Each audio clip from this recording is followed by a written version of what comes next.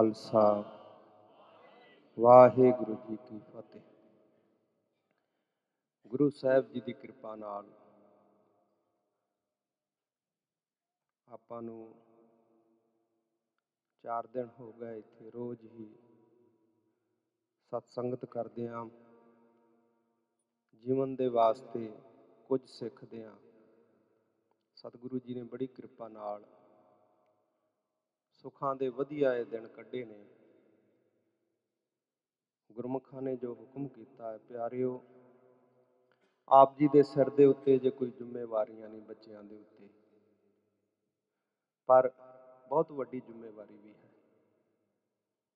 आउण वाले कुछ समय दे विच कुछ सालां दे विच आप जी दे उत्ते कम्यूनिटी दी इस समाज दी गां तरक्की करन दी धर्म दे वास्ते दोवें जिम्मेवारियां तुहाडीआं ने।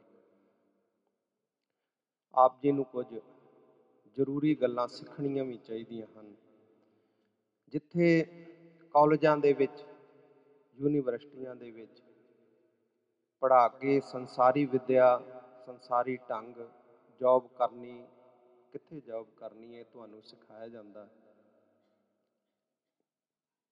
ਉੱਥੇ ਨਾਲ ਨਾਲ ਧਰਮ ਵੀ ਜ਼ਰੂਰ ਸਿੱਖਣਾ ਚਾਹੀਦਾ ਹੈ।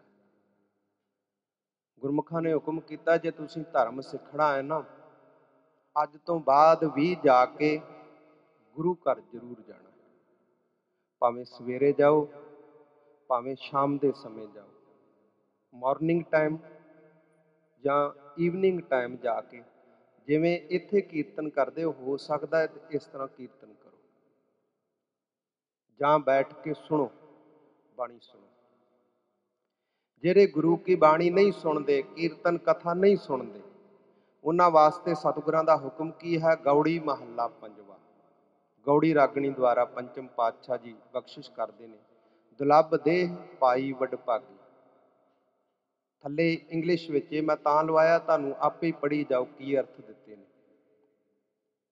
ਤੇ ਜਿਹੜੇ ਵੱਡੀ ਉਮਰ ਦੇ ਨੇ ਉਹਨਾਂ ਵਾਸਤੇ ਵੀ ਨਾਲ ਨਾਲ ਮੈਂ ਬੇਨਤੀ ਕਰਦਾ, ਦੁਲੱਭ ਦੇਹ ਜੋ ਲੱਭਦੀ ਨਾ ਹੋਵੇ, ਮਿਲਦੀ ਨਾ ਹੋਵੇ, ਡਿਫੀਕਲਟੀ ਬੜੀ ਔਖੀ, ਐਸੀ ਦੇਹ ਇਹ ਮਨੁੱਖਾ ਸਰੀਰ ਵੱਡਿਆਂ ਭਾਗਾਂ ਵਾਲਿਆਂ ਨੂੰ ਬਹੁਤ ਗੁਰੂ ਦੀ ਬਖਸ਼ਿਸ਼ ਦੇ ਨਾਲ ਮਿਲੀ ਹੈ। ਅੱਗੇ ਨਾਲ ਨਾਲ ਪੰਕਤੀ ਚਲਾਈ ਜਾਓ ਤੁਹਾਨੂੰ ਤੁਸੀਂ।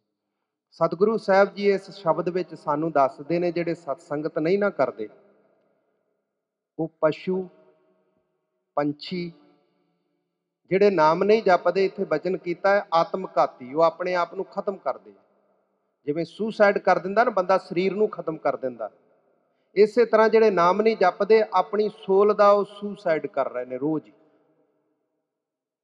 ਆਪਣੀ ਆਤਮਾ ਦਾ, ਆਪਣੇ ਅੰਦਰ ਦੀ ਜਿਹੜੀ ਸਤਿਗੁਰੂ ਸਾਹਿਬ ਜੀ ਦੀ ਬਖਸ਼ਿਸ਼ ਹੈ ਉਹਨੂੰ ਖਤਮ ਕਰ ਰਹੇ ਨੇ। ਸਤਿਗੁਰੂ ਸਾਹਿਬ ਜੀ ਇਹਦੇ ਵਿੱਚ ਬਖਸ਼ਿਸ਼ ਕਰਦੇ ਨੇ, ਜਿਹੜੇ ਸਤਸੰਗਤ ਦੇ ਵਿੱਚ ਰੋਜ਼ ਜਾਂਦੇ ਨੇ ਉਹਨਾਂ ਤੇ ਬਖਸ਼ਿਸ਼ ਹੁੰਦੀ ਹੈ। ਜਿਹੜੇ ਨਹੀਂ ਜਾਂਦੇ, ਮਰ ਨਾ ਜਾਹੀ ਜਿਨ੍ਹਾਂ ਬਿਸਰਤ ਰਾਮ, ਉਹ ਮਰ ਕਿਉਂ ਨਹੀਂ ਜਾਂਦੇ? ਕਾਹਦੇ ਵਾਸਤੇ? ਦੁਨੀਆ ਵਿੱਚ ਹੈ ਪਸ਼ੂ ਪੰਛੀ ਹੋਰ ਵੀ ਤੁਰੇ ਫਿਰਦੇ, ਮਨੁੱਖ ਹੋ ਕੇ ਜੇ ਉਹ ਨਾਮ ਨਹੀਂ ਸਿਮਰਦੇ, ਭੁੱਲੇ ਹੋਏ ਨੇ, ਮਰ ਨਾ ਜਾਹੀ। ਵੇਖੋ ਗੁਰੂ ਸਾਹਿਬ ਜੀ ਕਿੰਨਾ ਸਾਨੂੰ ਕਹਿ ਰਹੇ ਨੇ, ਮਰ ਕਿਉਂ ਨਹੀਂ ਹੋ ਜਾਂਦੇ? ਜਿਨ੍ਹਾਂ ਨੂੰ ਪਰਮਾਤਮਾ ਦਾ ਨਾਮ ਭੁੱਲਿਆ ਹੈ। ਨਾਮ ਬਿਹੂਨ ਜੀਵਨ ਕੌਣ ਕਾਮ, ਜੇ ਬੰਦਾ ਹੋ ਕੇ ਮਨੁੱਖ ਹੋ ਕੇ ਨਾਮ ਨਹੀਂ ਜਪਦਾ ਤਾਂ ਜ਼ਿੰਦਗੀ ਕਾਹਦੇ ਕੰਮ ਹੈ? ਕਿਸੇ ਕੰਮ ਵਾਸਤੇ ਨਹੀਂ, ਫਾਇਦਾ ਨਹੀਂ ਉਹਦਾ। ਹੁਣ ਪਸ਼ੂ ਮਰ ਜਾਏ ਤਾਂ ਉਹਦੇ ਜਿਹੜਾ ਲੈਦਰ ਚਮੜੀ ਹੈ ਉਹਦੀਆਂ ਕਿੰਨੀਆਂ ਚੀਜ਼ਾਂ ਬਣ ਜਾਣੀਆਂ।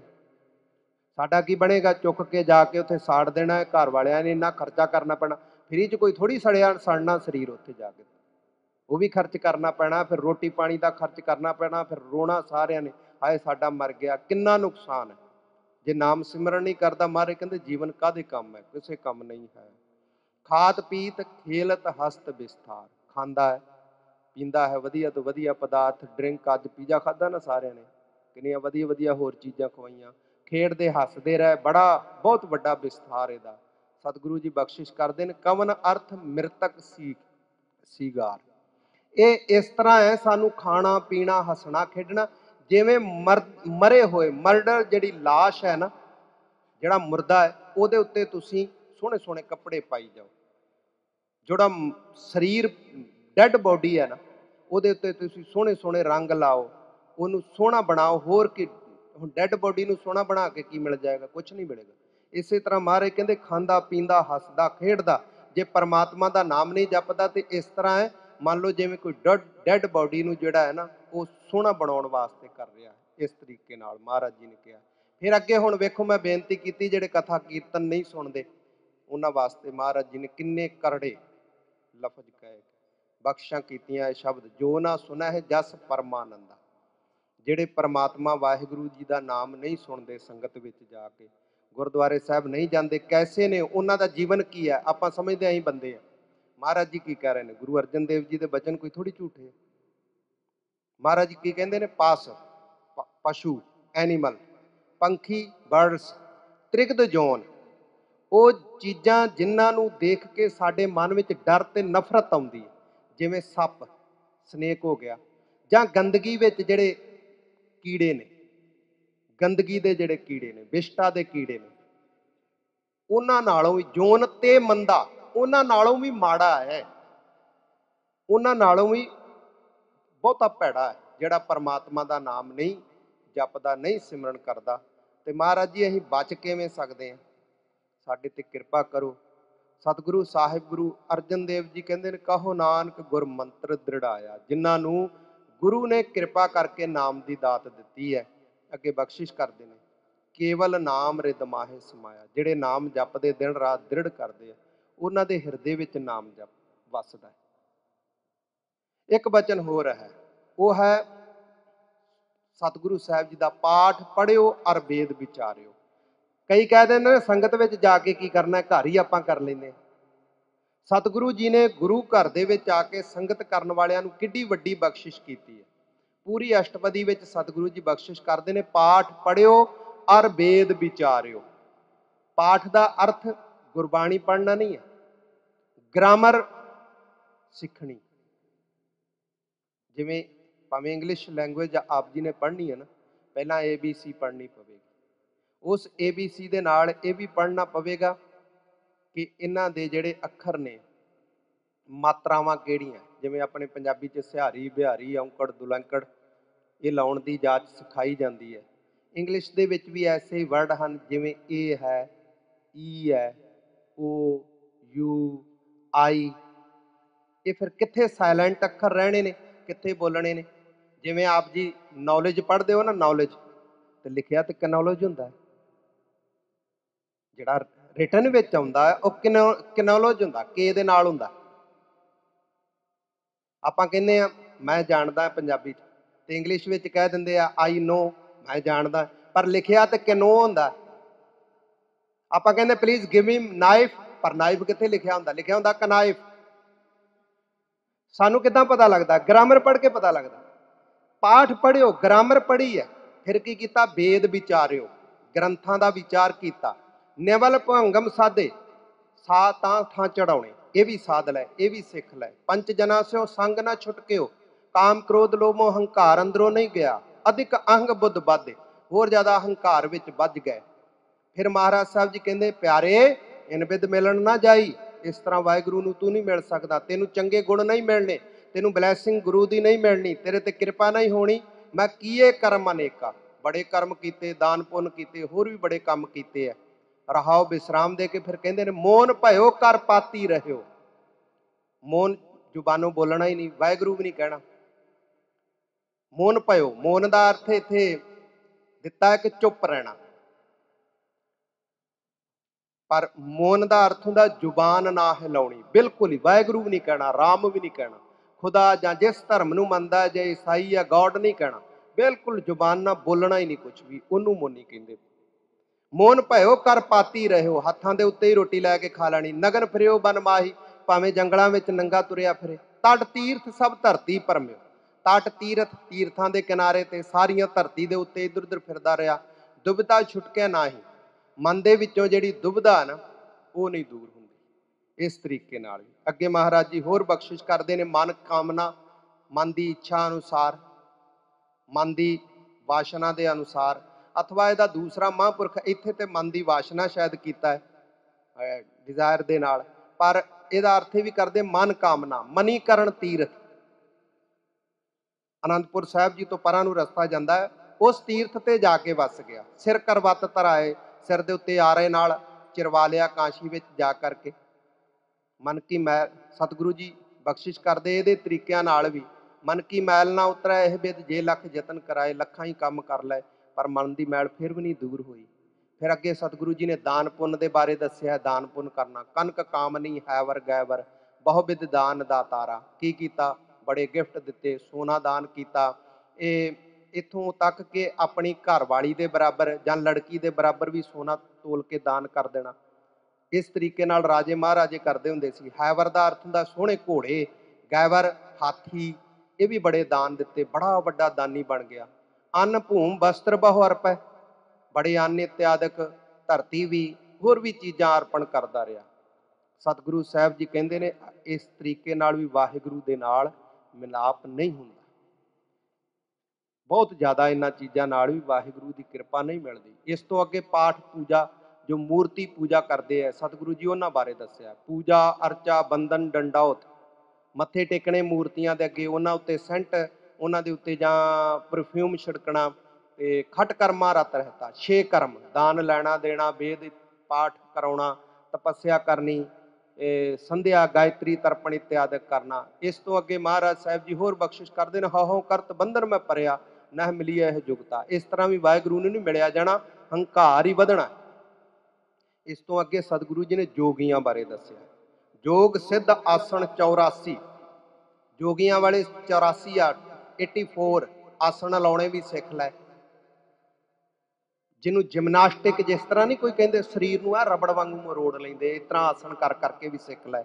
यह भी कर रहा। वड्डी आरजा फिर जन्म है, लम्मी उम्र हो गई पर दोबारा दोबारा जन्म लेना पएगा।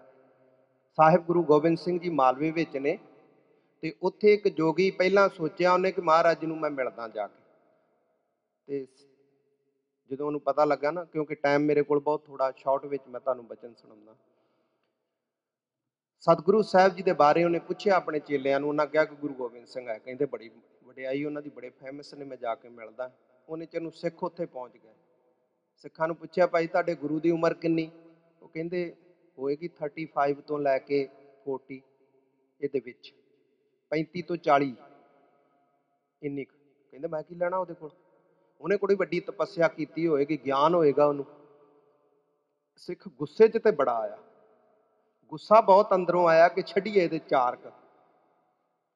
पर हुण वो भी साधु है, गुरु साहब नाराज होणगे क्योंकि वो किसी ने कोई गल कही है, चुप रहने विच भला बहुता हुंदा। साधु है वो भी, क्यों कह रहा? महाराज जी नूं जाके बेनती की। जदों मालिक साडे पास है आपां उन्हां नूं बेनती कर सकदे। गुरसिख चले गए।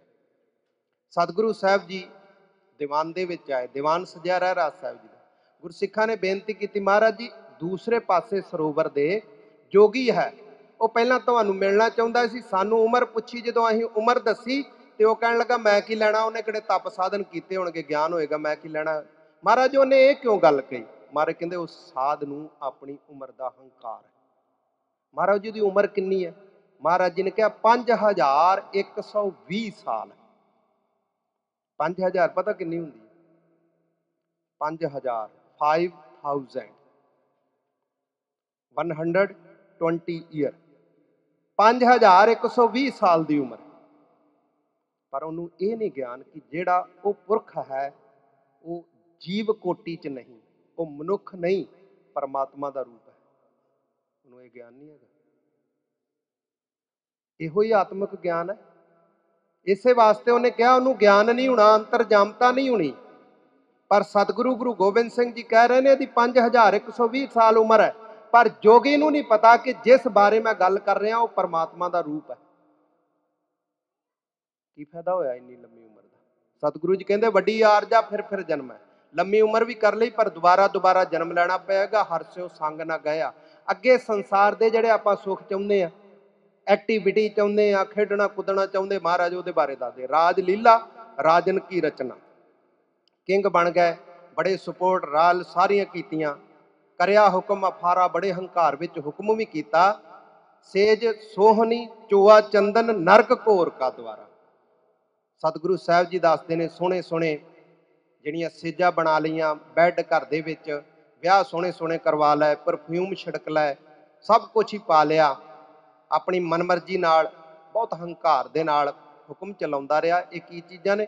ਘੋਰ ਨਰਕ ਕਾ ਦੁਆਰਾ, ਭਿਆਨਕ ਨਰਕਾਂ ਦੇ ਵਾਸਤੇ ਉਹਦੇ ਵਿੱਚ ਜਾਣ ਦਾ ਇਹ ਡੋਰ ਹੈ, ਦਰਵਾਜ਼ਾ ਹੈ। ਫਿਰ ਗੁਰਸਿੱਖਾਂ ਨੇ ਰਿਕੁਐਸਟ ਕੀਤੀ, ਦਾਤਾ ਫਿਰ ਸਾਡਾ ਭਲਾ ਕਿਸ ਤਰ੍ਹਾਂ ਹੋ ਸਕਦਾ? ਗੁਰੂ ਅਰਜਨ ਦੇਵ ਜੀ ਕੀ ਬਚਨ ਕਹਿੰਦੇ ਵੇਖੋ, ਤੁਹਾਡੇ ਵਿੱਚੋਂ ਕੋਈ ਹੋਵੇਗਾ ਜਿਹੜਾ ਰੂਟੀਨ ਵਿੱਚ ਸੰਗਤ ਕਰਦਾ ਹੋਵੇਗਾ। ਮੈਂ ਇਹ ਨਹੀਂ ਕਹਿਣਾ ਕਿ ਤੁਸੀਂ ਬਾਂਹ ਚੁੱਕ ਕੇ ਦੱਸੋ ਕਿਹੜਾ ਜਾਂਦਾ, ਇਹ ਵੀ ਹੰਕਾਰ ਆ ਜਾਏਗਾ ਜੇ ਕੋਈ ਜਾਂਦਾ। ਪਹਿਲੀ ਗੱਲ ਮੈਂ ਨਹੀਂ ਮੰਨਦਾ ਕਿ ਜਾਂਦਾ ਹੋਵੇ ਕਰੋ। ਹਾਂ, ਮੈਂ ਮਾਤਾ ਬਾਰੇ ਨਹੀਂ ਕਹਿੰਦਾ, ਹੁਣ ਜਿਹੜੇ ਬਜ਼ੁਰਗ ਨੇ ਆਪਣੇ ਉਹਨਾਂ ਬਾਰੇ ਨਹੀਂ ਮੈਂ ਕਹਿੰਦਾ। ਇਹ ਆਪਣਾ ਕੈਂਪ ਹੈ, ਨੌਜਵਾਨਾਂ ਦਾ ਕੈਂਪ। ਕੌਣ ਜਾਂਦਾ? ਤੇ ਮਹਾਰਾਜ ਜੀ ਕੀ ਕਹਿੰਦੇ? ਇੰਨੇ ਕਰਮ ਦਾਨ ਪੁੰਨ ਕਰਨ ਨਾਲ ਗੁਰੂ ਦੀ ਬਖਸ਼ਿਸ਼ ਨਹੀਂ, ਹਰ ਕੀਰਤ ਸਾਧ ਸੰਗਤ ਹੈ, ਸਿਰ ਕਰਮਨ ਕੈ ਕਰਮਾ। ਪੜੋ ਕੀ ਹੈ, ਦੇਖੋ ਥੱਲੇ, ਸੰਗਤ ਵਿੱਚ ਜਾ ਕੇ ਗੁਰੂ ਦਾ ਜਸ ਕਰਨਾ ਹਾਇਸਟ, ਸਭ ਤੋਂ ਉੱਚਾ ਕਰਮ ਹੈ, ਸਭ ਤੋਂ ਚੰਗਾ। ਇਹ ਨਹੀਂ 4 ਦਿਨ ਹੁਣ ਇੱਥੇ ਆਏ ਆ ਤੇ ਆਪਾਂ ਸੰਗਤ ਕੀਤੀ ਹੈ, ਰੋਜ਼ ਹੀ ਆਪ ਜੀ ਨੇ ਜਾਣਾ। ਕਹੋ ਨਾਨਕ ਤਿਸ ਭਇਓ ਪ੍ਰਾਪਤ, ਜਿਸ ਪੁਰਬ ਲਿਖੇ ਕਾ ਲਹਿਣਾ। ਵੱਡੇ ਕਰਮ ਜੇ ਕਿਸੇ ਬਹਾਨੇ ਨਾਲ ਇੱਥੇ ਆਏ ਆ, ਆਪਣੇ ਕੋਲ ਇਹ ਦਾਤ ਲੈ ਕੇ ਜਾਓ। ਸਤਿਗੁਰੂ ਸਾਹਿਬ ਜੀ ਬਖਸ਼ਿਸ਼ ਕਰਦੇ ਹੋਏ ਕਹਿੰਦੇ ਨੇ, ਕੀਰਤਨ ਕਰਨਾ ਇਹ ਬਹੁਤ ਬਖਸ਼ਿਸ਼ ਹੈ। ਰਹਾਉ ਦੀ ਦੂਜੇ ਰਹਾਉ ਵਿੱਚ ਮਹਾਰਾਜ ਜੀ ਨੇ ਅੱਗੇ ਇਸ ਤੋਂ ਪੌੜੀ ਜਿਹੜੀ ਉਚਾਰਨ ਕੀਤੀ ਹੈ, ਉਹਦੇ ਵਿੱਚ ਦੱਸ ਦਿੱਤਾ ਹੈ ਕਿ ਆਪ ਜੀ ਦਾ ਜਿਹੜਾ ਸੇਵਕ ਹੈ, ਮੈਂ ਤਾਂ ਦਿਨ ਰਾਤ ਕੀਰਤਨ ਦੇ ਵਿੱਚ ਮਸਤ ਹਾਂ। ਤੇਰੋ ਸੇਵਕ ਇਹ ਰੰਗ ਰਾਤਾ, ਇਹਨੂੰ ਕਹਿੰਦੇ ਸੱਚਾ ਲਵ। ਆ ਜਿਹੜਾ ਬਾਹਰਲਾ ਦੇਖਦੇ ਜੇ ਨਾ, ਇਹ ਲਵ ਨਹੀਂ ਹੈ, ਇਹ ਸਿਕਨ ਲਵ ਹੈ, ਚਮੜੀ ਦਾ ਪ੍ਰੇਮ। ਇਹ ਚਮੜੀ ਦਾ ਪ੍ਰੇਮ ਝੂਠਾ ਹੈ। ਇਹ ਇਸ ਤਰ੍ਹਾਂ ਹੈ ਜਿਸ ਤਰ੍ਹਾਂ ਗੁਲਾਬ ਦਾ ਫੁੱਲ, 2-1 ਦਿਨ ਉਹਦੇ ਵਿੱਚੋਂ ਸੁਗੰਧੀ ਆਉਂਦੀ ਹੈ, ਮੁਰਝਾ ਜਾਂਦਾ, ਮਿੱਟੀ ਵਿੱਚ ਮਿਲ ਜਾਂਦਾ। ਇਸ ਤੋਂ ਬਚਣਾ ਹੈ। ਸੱਚਾ ਪ੍ਰੇਮ ਕੀ ਹੈ? ਸਤਸੰਗਤ ਕਰਨੀ, ਕੀਰਤਨ ਕਰਨਾ, ਕਥਾ ਸੁਣਨੀ, ਕਥਾ ਕਰਨੀ, ਇਹ ਬਖਸ਼ਾਂ ਨੇ। ਦੂਸਰਾ, ਮੇਰੀਆਂ ਬੇਨਤੀਆਂ ਹਨ। ਤੁਸੀਂ ਗਾਂ ਆਉਣ ਵਾਲੇ ਸਮੇਂ ਵਿੱਚ ਮਾਤਾ ਪਿਤਾ ਵੀ ਬਣਨਾ, ਉਹਦੇ ਵਾਸਤੇ ਮੈਂ ਬੇਨਤੀ ਕਰਾਂਗਾ, ਸਤਿਗੁਰ ਸੱਚ ਹੈ ਦੀਆ ਭੇਜ। ਉਹ ਸ਼ਬਦ ਲਾ ਦੇ, ਕਿਉਂਕਿ ਸਮਾਂ ਟਾਈਮ ਨਹੀਂ ਹੈਗਾ ਮੇਰੇ ਕੋਲ। ਸੱਚ ਹੈ ਸਤਿਗੁਰ ਦੀਆ ਭੇਜ। ਸਾਹਿਬ ਗੁਰੂ ਅਰਜਨ ਦੇਵ ਜੀ ਮਹਾਰਾਜ ਨੇ ਗੁਰੂ ਹਰਗੋਬਿੰਦ ਸਾਹਿਬ ਜੀ ਦੇ ਅਵਤਾਰ ਦੇ ਸਮੇਂ ਇਹ ਸ਼ਬਦ ਉਚਾਰਨ ਕੀਤਾ। ਜਿਹੜੇ ਮਾਤਾ ਪਿਤਾ ਪੜ੍ਹਦੇ ਰਹਿੰਦੇ ਨੇ, ਇਸ ਸ਼ਬਦ ਦਾ ਜਾਪ ਕਰਦੇ ਨੇ, ਉਹਨਾਂ ਦੇ ਘਰ ਦੇ ਵਿੱਚ ਜਿਹੜੀ ਵੀ ਔਲਾਦ ਹੁੰਦੀ ਆ, ਉਹ ਸਿਮਰਨ ਭਗਤੀ ਵਾਲੀ ਹੁੰਦੀ ਹੈ। ਉਹ ਬਾਣੀ ਪੜ੍ਹਦੇ ਨੇ, ਉਹ ਜਾਪ ਕਰਦੇ ਨੇ। ਸਤਿਗੁਰ ਸਾਚੈ ਦੀਆ ਭੇਜ, ਚਿਰ ਜੀਵਨ ਉਪਜਿਆ ਸੰਜੋਗ, ਉਦਰਹਿ ਮਹਿ ਆਏ ਕੀਆ ਨਿਵਾਸ, ਮਾਤਾ ਕੈ ਮਨ ਬਹੁਤ ਵਿਗਾਸ, ਜੰਮਿਆ ਪੂਤ ਭਗਤ ਗੋਬਿੰਦ ਕਾ। ਸਤਿਗੁਰ ਸੱਚੇ ਸਤਿਗੁਰੂ ਜੀ ਭੇਜਦੇ ਨੇ ਘਰ ਦੇ ਵਿੱਚ। ਇਹ 396 ਅੰਗ ਦੇ ਉੱਤੇ ਹੈ, 396 ਅੰਗ ਦੇ ਉੱਤੇ।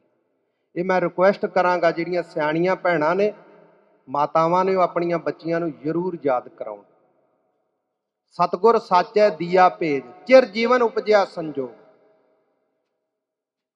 ਉਦਰਹਿ ਮੈਂ ਆਏ ਕੀਆ ਨਿਵਾਸ, ਮਾਤਾ ਕੈ ਮਨ ਬਹੁਤ ਵਿਗਾਸ, ਜੰਮਿਆ ਪੂਤ ਭਗਤ ਗੋਬਿੰਦ ਕਾ। ਜਿਹੜਾ ਘਰ ਦੇ ਵਿੱਚ ਪੁੱਤਰ ਜਾਂ ਧੀ ਆਵੇਗੀ, ਉਹ ਪਰਮਾਤਮਾ ਦੀ ਭਗਤ ਹੋਏਗੀ।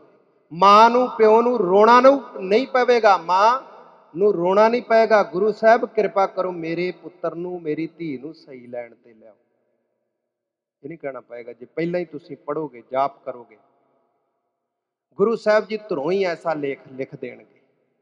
ਸਤਿਗੁਰੂ ਜੀ ਬਖਸ਼ਿਸ਼ ਕਰਨਗੇ। ਪ੍ਰਗਟਿਆ ਸਮੇਂ ਲਿਖਿਆ ਧੁਰ ਕਾ, ਕਿਉਂਕਿ ਧੁਰੋਂ ਜੋ ਲਿਖਿਆ ਜਾਂਦਾ ਉਹ ਪ੍ਰਗਟ ਹੁੰਦਾ। ਇਸ ਵਾਸਤੇ ਪਹਿਲਾਂ ਹੀ ਰਿਕੁਐਸਟਾਂ ਕਰੋ, ਗੁਰੂ ਦੇ ਚਰਨਾਂ 'ਚ ਬੇਨਤੀਆਂ ਕਰੋ, ਅੱਗੇ ਸਤਿਗੁਰੂ ਜੀ ਹੋਰ ਬਖਸ਼ਿਸ਼ ਕਰਦੇ ਨੇ। 10ਵੀਂ ਮਾਸੀ ਹੁਕਮ ਬਾਲਕ ਜਨਮ ਲਈ, 10 ਮਹੀਨਿਆਂ ਬਾਅਦ, 9ਵੇਂ ਮਹੀਨੇ ਤੋਂ ਬਾਅਦ 10ਵੇਂ ਮਹੀਨੇ ਵਿੱਚ ਗੁਰੂ ਦੇ ਹੁਕਮ ਨਾਲ, ਪਰਮਾਤਮਾ ਦੇ ਹੁਕਮ ਨਾਲ ਜਿਹੜਾ ਜਨਮ ਲੈਂਦਾ ਹੈ, ਫਿਰ ਸਤਿਗੁਰੂ ਸਾਹਿਬ ਜੀ ਦੀ ਬਖਸ਼ਿਸ਼ ਨਾਲ ਮਿਟਿਆ ਸੋਗ ਮਹਾ ਆਨੰਦ ਥੀਆ। ਬੜਾ ਆਨੰਦ ਹੁੰਦਾ ਘਰ ਦੇ ਵਿੱਚ, ਸੋਗ ਅਫਸੋਸ ਸਾਰੇ ਮਿਟ ਜਾਂਦੇ ਨੇ, ਦੁੱਖ ਦੂਰ ਹੋ ਜਾਂਦੇ ਨੇ। ਉਦੋਂ ਫਿਰ ਜਨਮ ਵੇਲੇ ਕੀ ਕਰਨਾ ਚਾਹੀਦਾ? ਗੁਰਬਾਣੀ ਪੜ੍ਹਨੀ ਚਾਹੀਦੀ ਹੈ, ਆਨੰਦ ਸਾਹਿਬ ਜੀ ਦਾ ਪਾਠ ਕਰਨਾ ਚਾਹੀਦਾ। ਮਹਾਰਾਜ ਕਹਿੰਦੇ ਫਿਰ ਇਹ ਜਿਹੜਾ ਜਾਪ ਹੈ ਉਹ ਮਿਲ ਕਰਕੇ ਸਾਰੇ ਕਰਨ, ਹੋਰ ਨਹੀਂ ਸ਼ਰਾਬ ਮੀਟ ਇਤਿਆਦਿਕ ਜਾਣਾ। ਸਾਚੇ ਸਾਹਿਬ ਕਾ ਮਨ ਭਾਵੈ, ਸੱਚੇ ਗੁਰੂ ਦੇ ਮਨ ਵਿੱਚ ਇਹ ਗੱਲਾਂ ਚੰਗੀਆਂ ਲੱਗਦੀਆਂ, ਉਹਨਾਂ ਨੂੰ ਇਹਨਾਂ ਗੱਲਾਂ ਦੇ ਵਿੱਚ ਆਨੰਦ। ਉਹਨਾਂ ਨੂੰ ਫਿਰ ਦਿੰਦੇ ਨੇ। ਗੁਰੂ ਸਾਹਿਬ ਉਹਨਾਂ ਤੇ ਕਿਰਪਾ ਕਰਦੇ। ਕੀ ਹੋਏਗਾ? ਵਧੀ ਵੇਲ ਬਹੁ ਪੀੜ੍ਹੀ ਚਾਲੀ। ਤੁਹਾਡੀ ਗਾਂ ਵੇਲ ਵਧੇਗੀ, ਤੁਹਾਡੀ ਅੰਸ ਵਧੇਗੀ, ਗਾਂ ਪੀੜ੍ਹੀ ਚੱਲੇਗੀ ਤੁਹਾਡੀ ਗਾਂ ਤੋਂ ਗਾਂ, ਫਿਰ ਬਖਸ਼ਾਂ ਹੋਣਗੀਆਂ। ਧਰਮ ਕਲਾ ਹਰ ਬੰਦ ਬਹਾਲੀ, ਕਿਉਂਕਿ ਵਾਹਿਗੁਰੂ ਨੇ ਧਰਮ ਦੀ ਕਲਾ ਬੰਨ ਦਿੱਤੀ ਹੈ। ਸਾਰੇ ਧਰਮੀ ਹੋਣਗੇ ਬੱਚੇ, ਸਤਿਗੁਰੂ ਜੀ ਦੀ ਬਖਸ਼ਿਸ਼ ਹੋਵੇਗੀ। ਇਹਨਾਂ ਨੇ ਇਹ ਵੀ ਬਚਨ ਦੱਸਿਆ ਸੀ, ਸ਼ਬਦ ਪੜ੍ਹਾ ਦੇ ਸਾਰੇ, ਮੈਂ ਸਾਖੀ ਸੁਣਾਦਾ ਉਹਨੇ ਚ। ਬਾਬਾ ਜੀ ਦੇ ਕੋਲ ਟੀਵੀ ਡੇਲ ਇੱਕ ਮਾਤਾ ਆਈ, ਬੜੀ ਗੁਰਮੁਖ ਸੀ, ਬਾਣੀ ਪੜ੍ਹਨ ਵਾਲੀ।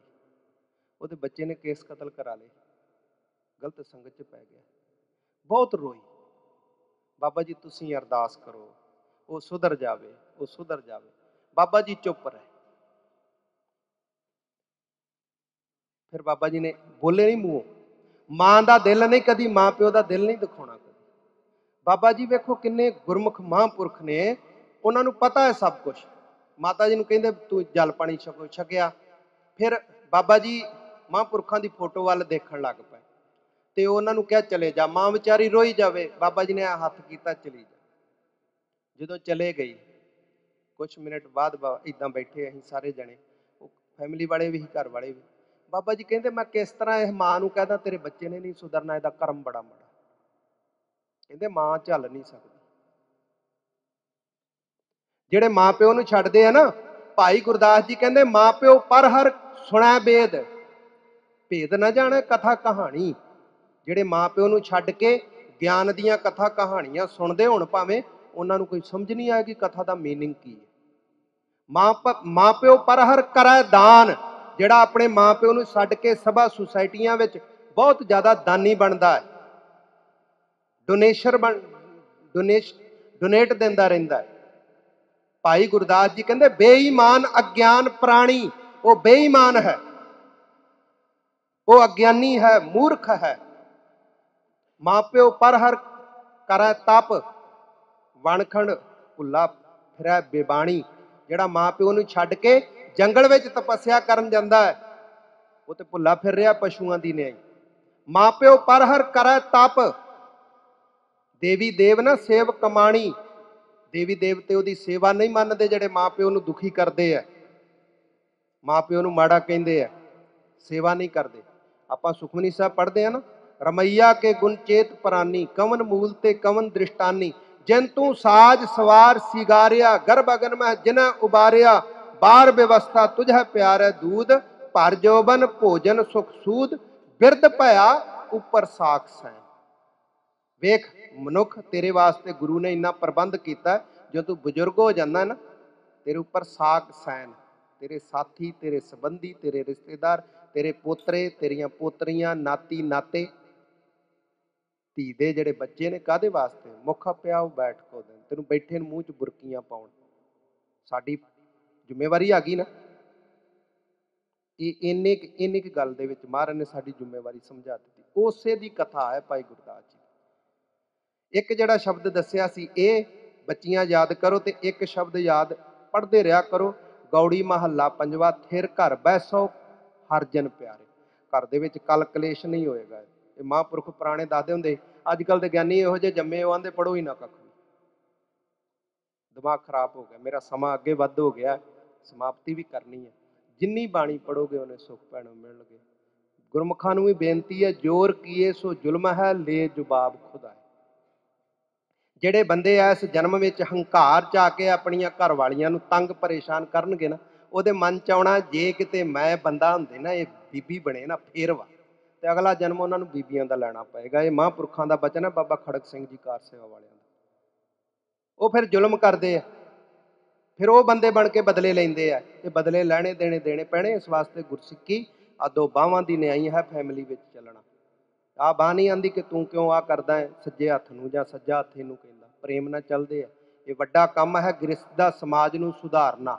ਇਸ ਵਾਸਤੇ ਪ੍ਰੇਮ ਨਾਲ ਚੱਲਣਾ ਚਾਹੀਦਾ। ਜੇ ਕਰਮ ਮਾੜੇ ਨੇ ਤੇ ਬਾਣੀ ਪੜ੍ਹੋ, ਸਿਮਰਨ ਕਰੋ, ਗੁਰੂ ਦਾ ਭਾਣਾ ਮੰਨਣਾ ਸਭ ਤੋਂ ਵੱਡਾ। ਸਤਸੰਗਤ ਕਰਨੀ, ਸਮੂਹ ਸੰਗਤਾਂ ਗੁਰਮੁਖਾਂ ਦਾ ਬਹੁਤ ਧੰਨਵਾਦ। ਸਤਿਗੁਰੂ ਜੀ ਕਿਰਪਾ ਕਰਨ। ਦਾਸ ਪਾਸੋਂ ਬੜੀਆਂ ਭੁੱਲਾਂ ਹੋਈਆਂ ਹੋਣਗੀਆਂ, ਹੋਈਆਂ ਭੁੱਲਾਂ ਦੀ ਖਿਮਾ ਕਰਨੀ। ਨਾਲ ਸਾਰਿਆਂ ਨੂੰ ਬੇਨਤੀ ਹੈ, ਅਸੀਸ ਦਿਓ, ਦਾਤਾ ਜੀ ਦੀ ਸਿੱਖੀ ਮਿਲ ਜਾਵੇ, ਸਿੱਖੀ ਮਿਲ ਜਾਵੇ। ਸਰੀਰ ਕਰਕੇ ਜੋ ਸਤਿਗੁਰੂ ਜੀ ਨੇ ਬਖਸ਼ਿਸ਼ ਕੀਤੀ ਹੈ, ਇਹ ਹਿਰਦੇ ਕਰਕੇ ਵੀ ਨਿਭ ਜਾਵੇ, ਸਿੱਖੀ ਹਿਰਦੇ 'ਚ ਮਿਲ ਜਾਵੇ। ये असीस बख्शिश करते हुए खिमा बख्शो, प्यार ना गज के बुलाओ जी। वाहेगुरु जी का खालसा, वाहेगुरु जी की फतेह।